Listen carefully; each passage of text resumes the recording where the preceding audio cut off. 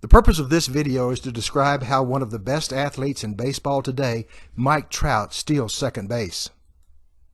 Let's look at his setup. He starts from an athletic stance with his head, eyes, and chest up. His hips and his knees are flexed, and his knees are inside his feet. His weight is on the insides of both feet and evenly distributed between his feet, so he can go in either direction, and his arms and his hands are relaxed and inside his knees. His first step is a drop step, which creates momentum, shifts his center of mass closer to second base, gets his body facing in the direction that he wants to go, and puts his feet, his legs, his arms, and his trunk in optimal positions and optimal angles from which to apply force into the ground. His takeoff angle is about 49 degrees, which is consistent with players moving laterally from a standing position. His first steps are short and low to the ground to maximize horizontal ground reaction forces, and then they get gradually longer and higher as his velocity increases. His lead thigh is perpendicular to his trunk, and his lower leg is parallel to his trunk and back leg. His arms are in sync with his legs and move front to back from the shoulders.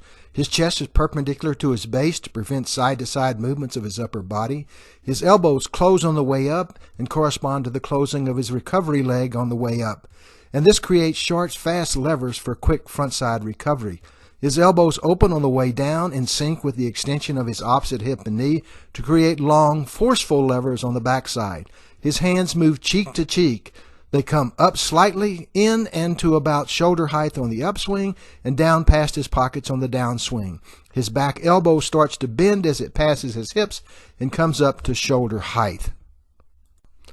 Notice that his ankles are dorsiflexed during recovery to put strain energy into the muscles of the foot and calf that can be recovered on ground contact. He has a positive shin angle on his landing leg, and his foot contacts the ground under his center of mass and then drives backwards. Also notice that there's a straight line through his trunk, which creates a stable base from which his limbs can move.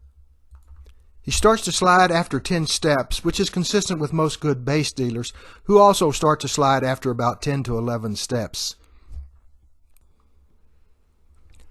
So what are some of the key takeaways that we can learn from Mike Trout's performance? Number one, you always start from a proper setup because it's impossible to recover from a bad start. Number two, your first step should be a drop step or a step that will create momentum and move your center of mass towards second base and therefore create optimal positions and angles from which to exert force into the ground. Number three, your takeoff angle should be between 45 and 50 degrees.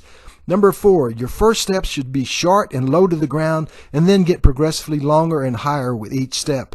Number five, your knee lift is perpendicular to your body.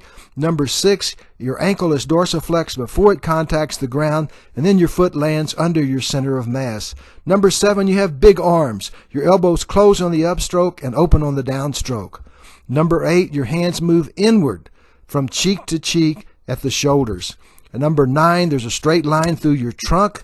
And number 10, you start to slide after 10 to 11 steps. Now let's look at the view of Trout from the back.